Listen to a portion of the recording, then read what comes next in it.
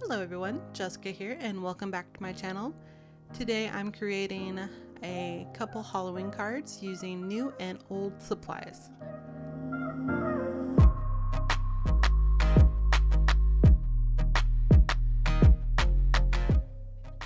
Alright, to get started I'm going to use my glass media mat, and I have some Bristol smooth cardstock and my Distress Oxide inks, and I'm making two different backgrounds.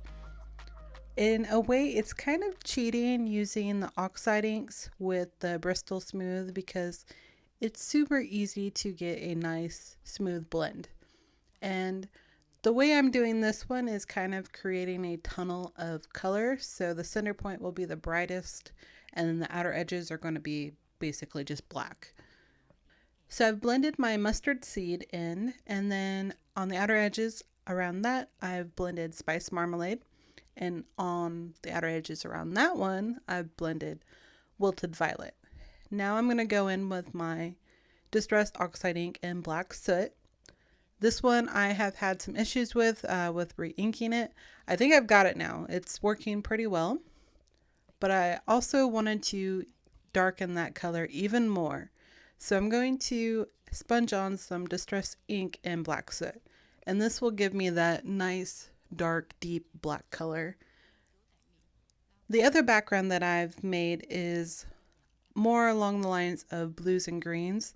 I use cracked pistachio, twisted citron, and peacock feathers, and then the two black inks also on that one.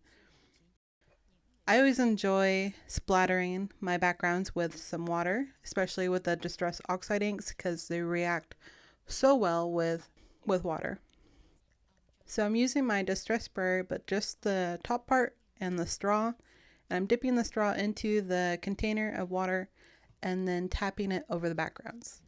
And I like to tap off at least once to get most of that water off of the straw. That way I don't get those really large droplets. I wanted a finer mist, if you will. And I do let those soak into that ink for about a minute or so. So this looks good all on its own, but I wanted to add some more splatter.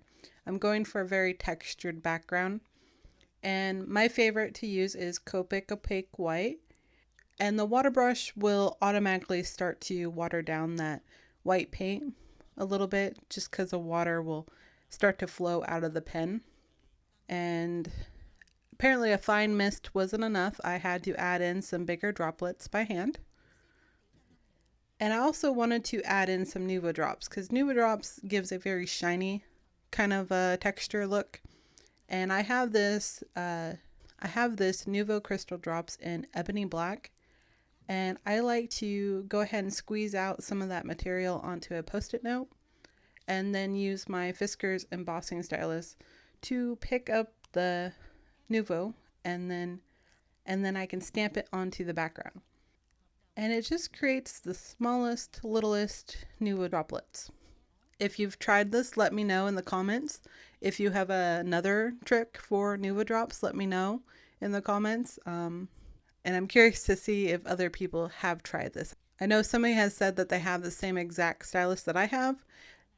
This one is no longer carried, but Simon Says Stamp does carry the Dreamweaver's embossing stylus, and I have a link for that one down below. So I'm using the Hampton Arts Witch's Boot stamps. I don't know the exact name of this stamp set, but it comes with these two different styled boots, a little spider and a spider web, which I'll use later on.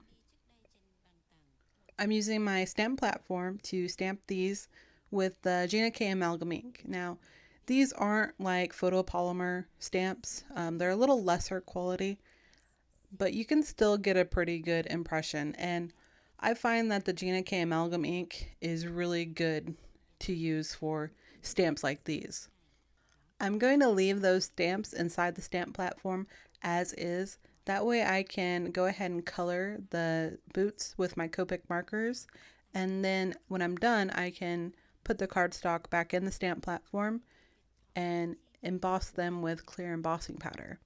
And that'll I just want that shiny black raised look. I think it'll look really good with the Nuvo Drops. Now, some of you may have seen that I have used my Copic markers alongside embossing. I did have one marker that the nib of it started to discolor a little bit. So in order to protect my markers, I think I'll just try doing it this way. Sometimes I forget to leave the stamps inside the stamp platform, so it is what it is, but just a little trick that you could try doing it this way also. For this boot, I'm going to stick with the blue and green color scheme. I do have a marker that is an EO4, and I like to use this marker for shading. I think it adds a little extra depth.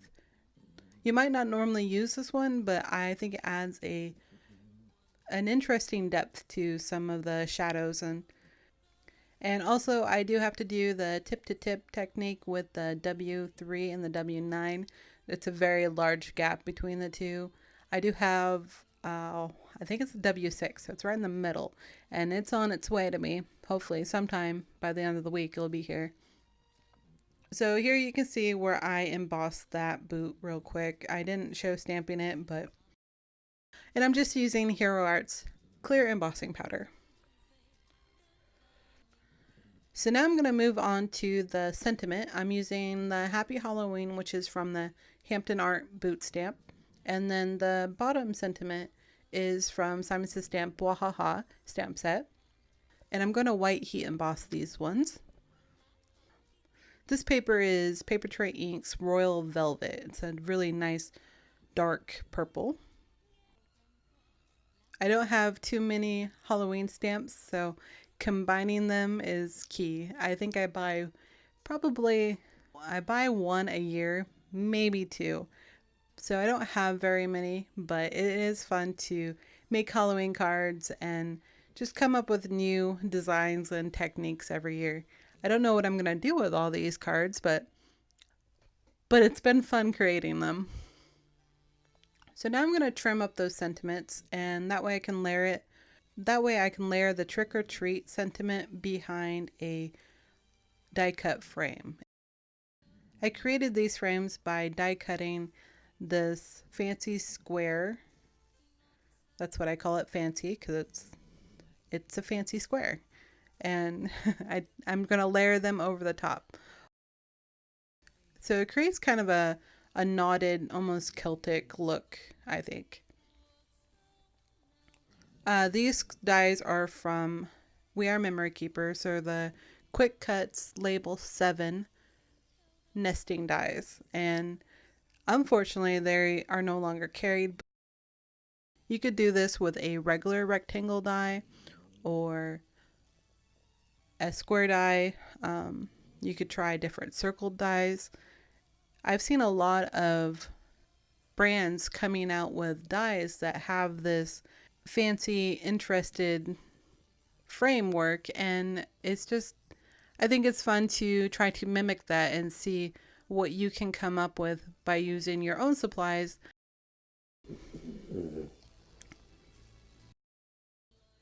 So when I die cut the boot, I also die cut two of them out of black fun foam, and I'm going to layer those behind those stamp images. So now I can use my ATG gun, and I'm going to adhere the background panels to Neenah Solar White cardstock. These are just regular top folding card bases. I like to line them up upside down at the fold. It's easier for me to get everything straight. And then I'm going to adhere those frames with the sentiment to the center of those backgrounds. And for that, I'm using my ATG gun. I had tried using liquid glue and I dropped it. I dropped the frame. And of course the Distress Oxide inks reacted with the glue. So to avoid that issue this time around, I'm going to use just a tape runner kind of glue. A dry glue. For the boots though, I'm going to use liquid glue because to me it helps the foam adhere better. I'm just being very careful and making sure to not overly saturate that foam with glue. You don't need a whole lot. While I wait for those to dry, I'm going to set them aside underneath a acrylic block and then start trimming the sentiments for the inside of the card. And I'm going to trim these up to where there are small strips of each word. I trim them down as far as I can with my trimmer, and then I can go through and cut them down even further with my scissors. And then I'm going to run them through my Xeron sticker maker. This is the little purple X one. And this is the older model.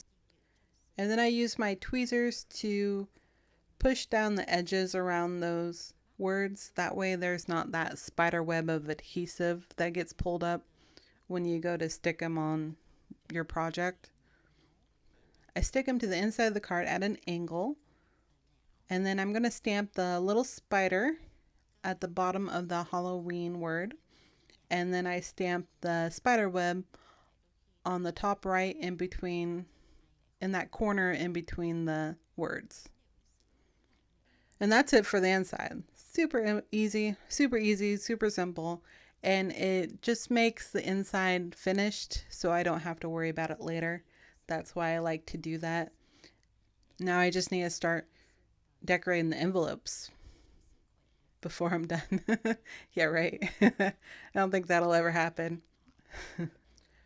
So final touches to the front, I'm just going to add some Spectrum Noir glitter pen. This is clear to certain areas of the boots.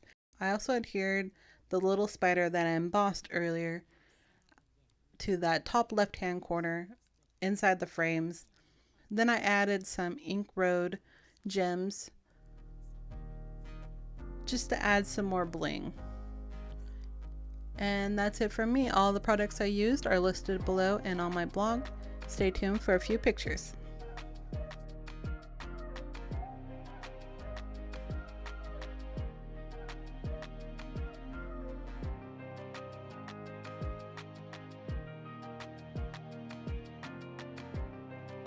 I hope you enjoyed today's video. You can connect with me on Instagram or email me directly or comment below with any questions you might have about card making. All the products I used today are linked on my blog. Thank you so much for watching. Please subscribe to see the latest videos from me. I appreciate you, and I will see you in the next one. Bye! Meh, meh.